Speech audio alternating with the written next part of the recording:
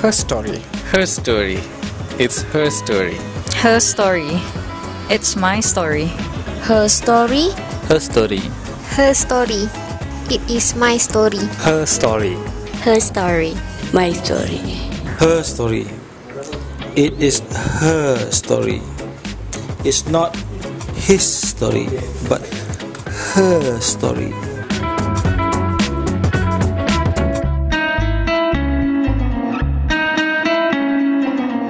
Yeah, it's definitely, it has elements of sex in it. Okay, basically it's based in a massage parlor, which also works as a sex parlor, I guess.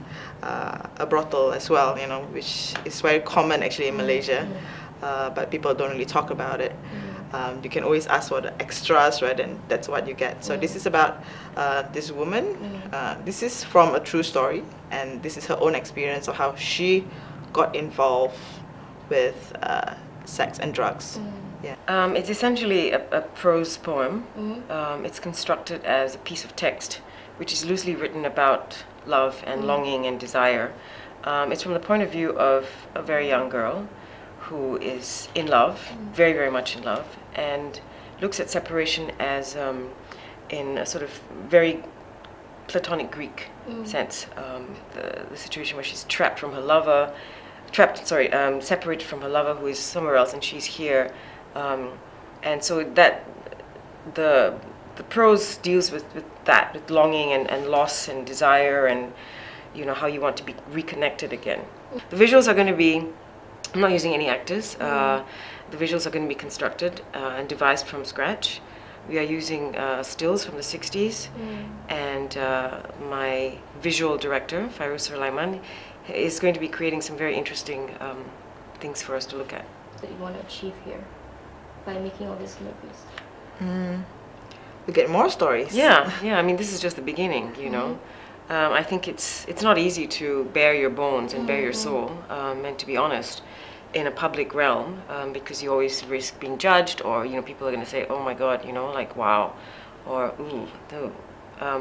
But that's besides the point. I think we want to listen to more female narratives, and as filmmakers, you know, and I'm also a writer, so it's my job to realize this story, and to let women know that there's nothing to be ashamed of. It's okay. It's all okay. We're women. We understand, and to make it accessible to a larger audience, which is what is very pressing right now, because we keep things to ourselves. We don't share. We're ashamed or whatever. So these stories are not necessarily happy stories. There's some painful stories as well. But I think it'll touch a chord in a lot of people. Yeah. So I don't know, sometimes I feel like it's regressing, because when you talk to my grandma and my mothers and you watch P. Ramlee movies, you feel like women had like so much more roles and autonomy back then in regards to themselves, especially. Power and control, you know, just even down to what they could wear. Yeah. You know, and now it's you can't wear this, you can't wear that, you can't show this, you can't show that. But in those days it was really, you know, they flaunted it. If they had curves, they showed curves, you know.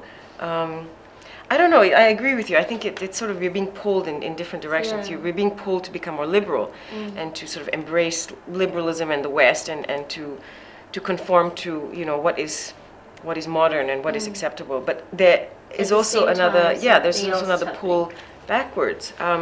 And also it's the Islamization of the country. So we're being pulled in a lot of directions, and I think women are kind of stuck in between this sort of mire of this gray area of what is not known. There's a lot of unknown territories at the moment, so we're kind of like floundering, I think. But it seems like it could also be like a really exciting space. Yes, it is. Where you can sort of recreate or find yourself. It's like an antithesis. Yeah, you can probably it's like pushing the bar. It's making things possible, because you know, a lot of Malaysia is a very young country. There's a lot of things that you know haven't really been done yet. So we are trying to create new narratives. I mean, we are hoping to get a group of women who are open enough and interested enough and aware enough to talk about their stories. I think there is a certain level of transformation that has to happen within a certain woman, within an individual, before you're ready to tell that story. And that's when the personal becomes political. You know, you have to even though you've been raped or you know you're or whatever, but it has to come to a point where you are finally ready and to move on and to tell the story and to leave the past behind, not carry it with you, and it transforms into something else.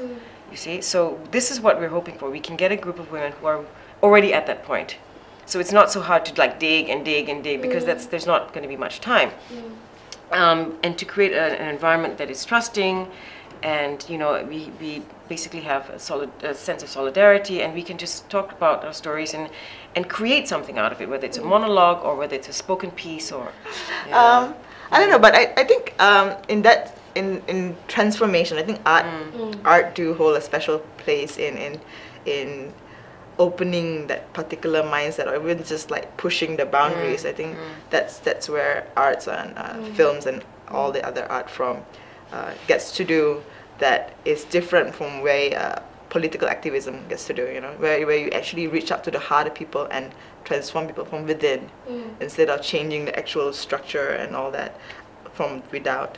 I think that's really special, because reaching to the mind and the hearts of people are more long term, I find. But I think every So far. every filmmaker is going on a very different path. Mine's very different. Mine's is very different. I've decided not to use actors. She's using actors, so. Yeah, using actors is really interesting for me, because I get to share all this her stories, and the actors also share parts of themselves as well, and their own story when we sit together and rehearse and we talk about this is the storyteller's name is Ruby, so we talked about Ruby's story and how we talked to Ruby herself as well, and find out about her past and how that affect the actors. Now when we came together and tell the stories, I think everybody was very inspired by Ruby, and we're all really happy to tell the story.